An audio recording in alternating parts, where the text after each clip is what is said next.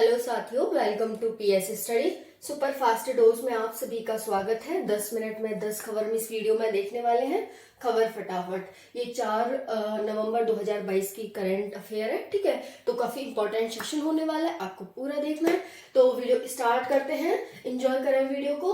पहला क्वेश्चन है, मध्य प्रदेश के भोपाल शहर के एक रास्ते का नामकरण प्रदेश की लाडली लक्ष्मियों के नाम पर कर दिया गया है।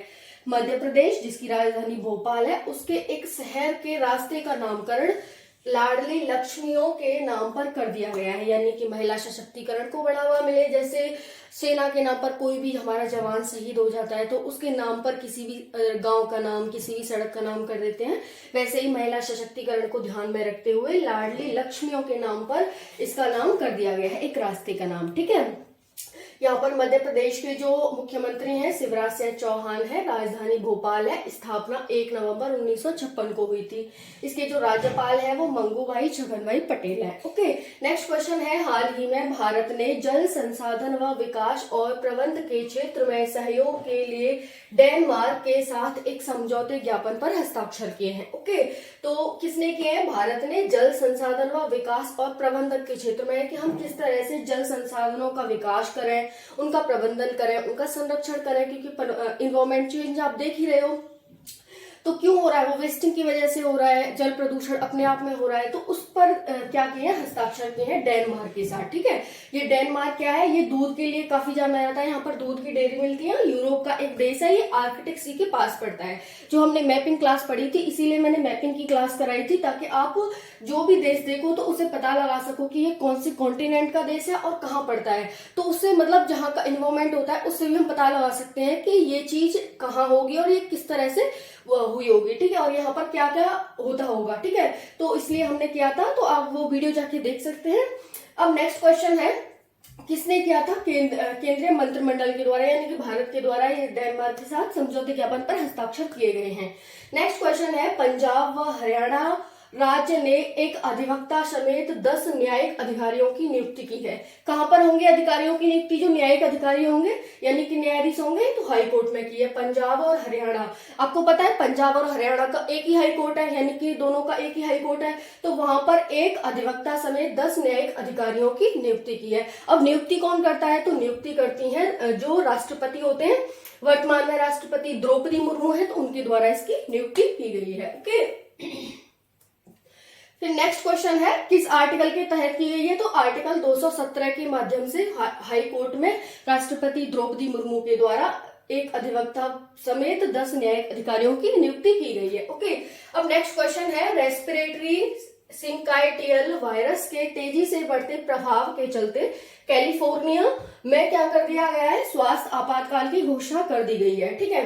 एक वायरस है रेस्पिरेटरी सिंकाइटियल वायरस, जिसे हम आरएसवी शॉर्ट में कह सकते हैं।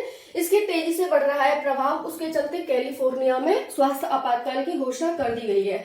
तो ये कैलिफोर्निया है, ये यूएसए का एक राज्य है। यूएसए अपने आप में 50 राज्यों का एक संघ है, ठीक है। और वो क्या है, कैलिफोर्निया उसका एक राज्य है, जो कि हमने उत्तरी अमेरिका की मैपिंग करी थी, तो हमने इस तरह से कुछ बनाया था और यहाँ पर मैंने इस तरह से निकाल के दिखाया था कि ये कैलिफोर्निया है।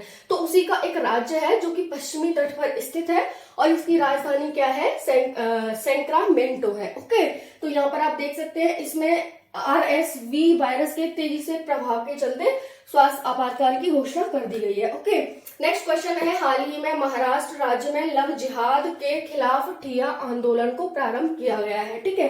जो लव जिहाद होता है, मतलब एक धर्म से दूसरे धर्म जो शादी करते हैं, वो लव जिहाद होता है, और उसके खिलाफ ठिया आंदोलन को प्रारंभ किया है। किसने किया है? महाराष्ट्र सरकार ने किया है, महाराष्ट्र की राजधानी मुंबई। ओके, तो इनके द्वारा किया गया है। किसने किया है? भाजपा विधायक नितेश राणे के नेतृत्व में इसका ये आंदोलन स्टार्ट किया गया है। जूना रजवाड़ा थाने के सामने किया गया है। अब मैंने इनका नाम क्यों लिखा है? नाम लिखा है कि मतलब जो अच्छा काम करते हैं उनका नाम लेना चाहिए, ताकि उन्हें और मोटिवेशन मिले और फिर वो और ज्यादा अच्छे काम करें। तो लव जिहाद एक मतलब गलत है, एक धर्म से दूसरे धर्म में शादी करना, फिर उनके ट्रेडिशन नहीं मैच कर पाते हैं, फिर तलाक भी बहुत जल्दी हो जाते हैं। तो इस तरह से ये क्या होता है, गलत है, ठीक है। बाद में फिर तलाक भी होते हैं, ठीक है। वैसे ही हमारे पास क्या है, न्यायाधीशों की कमी है, फिर इस तरह से और पेंडिंग पड़े चले जाते हैं केस, ठीक है। तो इस तरह से जो अच्छा काम करता है उसका नाम लेना चाहिए ताकि वो और मोटिवेट हो। ओके, नेक्स्ट क्वेश्चन है, हाल ही में सूर्य कुमार यादव भारतीय क्रिकेटर हैं जिन्होंने T20 रैंकिंग में नंबर 1 प्लेयर बन गए हैं। कौन बन गए हैं? सूर्य कुमार यादव, ये भारतीय क्रिकेटर है और ये T20 रैंकिंग में नंबर 1 प्लेयर बन गए हैं। किसको पीछे छोड़ दिया इन्होंने? तो पाकिस्तान के विकेट कीपर मोहम्मद रिजवान काबिज को पीछे छोड़ते हुए ये बन गए हैं। ओके, अब नेक्स्ट क्वेश्चन देखते हैं, हाल ही में बैंक ऑफ बड़ौदा, जिसे हम शॉर्ट में BOB भी कहते हैं, तिरंगा प्लस जमा योजना की शुरुआत की है। किसकी शुरुआत की है? तिरंगा प्लस जमा योजना की। ठीक है, क्योंकि ये 7.50% तक उच्च ब्याज दरों की पेशकश के चलते इन्होंने क्या किया है? तिरंगा प्लस जमा योजना की शुरुआत की, ताकि लोगों को ज्यादा इंटरेस्ट मिले। ठीक है, तो ज्यादा लोग जमा करें पैसे, इस तरह से इसको ध्यान में रखते हुए क्या किया गया है? तिरंगा प्लस जमा योजना की BOB के द्वारा इसकी शुरुआत की गई है। स्थापना कब हुई थी BOB की? तो 20 जुलाई 1908 को इसकी स्थापना हुई थी। और ये कहां पर है? बैंक ऑफ बड़ौदा कहां हुई थी? गुजरात में। ओके, यहाँ पर आप देख सकते हैं। और इसका हेडक्वार्टर कहाँ है BOB का? तो हेडक्वार्टर है अलकापुरी बड़ोदरा में। ओके, तो इतना आप देख सकते हैं, काफी इंपॉर्टेंट क्वेश्चन हो जाता है ये। अब नेक्स्ट क्वेश्चन है, रूस और बेलारूस के बाद अब ईरान को नोबेल पुरस्कार समारोह से बाहर कर दिया गया है। आप यहाँ देख सकते हैं, रूस को निकाला था, फिर बेलारूस को निकाला था, अब ईरान को भी नोबेल पुरस्कार जो समारोह होता है उससे बाहर कर दिया है। ठीक है, यानी कि ना तो अब इन्हें बुलाया जाएगा समारोह में और ना ही इनके किसी भी सदस्य को, देश के को ये नोबेल पुरस्कार दिया जाएगा। ठीक है, और ये कौन है? ये सब क्या है? अमेरिका के विपक्षी हैं, यानी कि अमेरिका के विरोधी हैं। ठीक है, तो इस वजह से हो सकता है अमेरिका ने कॉन्स्पिरेसी की हो इसमें। ठीक है, तो यहाँ पर देख सकते हैं। नेक्स्ट क्वेश्चन है, अंतरराष्ट्रीय निशानेबाजी महासंघ, थोड़ा सा नीचे कर देती हूँ। ठीक है,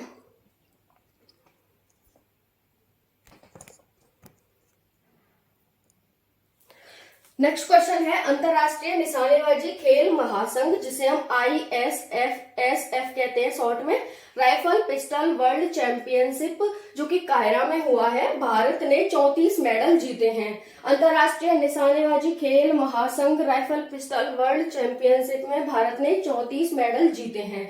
अब देखो, ये इसकी हमने अंतरराष्ट्रीय निशानेबाजी खेल महासंघ को ISSF कहा था। इसकी फुल फॉर्म क्या होती है? ISSF की ये हो गई। अब इंग्लिश में क्या होती है? International shooting sport federation. Okay, इसकी स्थापना कब हुई थी? ISSF की स्थापना 1907 में हुई थी।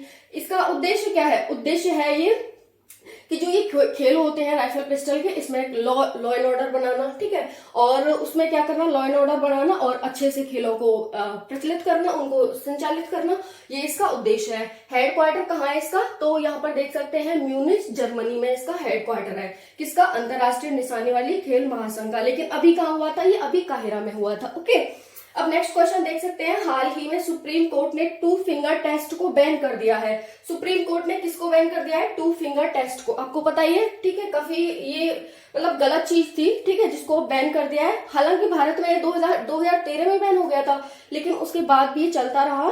ठीक है, गैर कानूनी रूप से। और अभी सुप्रीम कोर्ट ने सख्त टिप्पणी करते हुए इसे बैन कर दिया है कि अगर अब कभी भी होता है, कभी भी करता हुआ पाया जाता है, तो उसे सजा का प्रावधान कर दिया है। ठीक है, बैन हो गया बिल्कुल। सबसे पहले महाराष्ट्र राज्य सरकार ने इसे बैन किया था और झारखंड केस को पलटते हुए सुप्रीम कोर्ट ने राज्य सरकार बनाम शैलेंद्र कुमार के केस को पलट दिया है, क्योंकि उन्होंने क्या किया था कि इसमें जो रेप पीड़िता के साथ जो ये 2 फिंगर टेस्ट होता था, तो उसमें क्या होता था? दोषी को रिहा कर दिया था। ठीक है, मतलब वो नेगेटिव, वो मतलब पॉजिटिव नेगेटिव पाया गया था, तो इस वजह से क्या हुआ था? उसे बरकरार कर दिया था। लेकिन बताया है कि जो झिल्ली वगैरह होती है वो काफी कारणों से टूट सकती है, तो इस वजह से क्या हुआ है?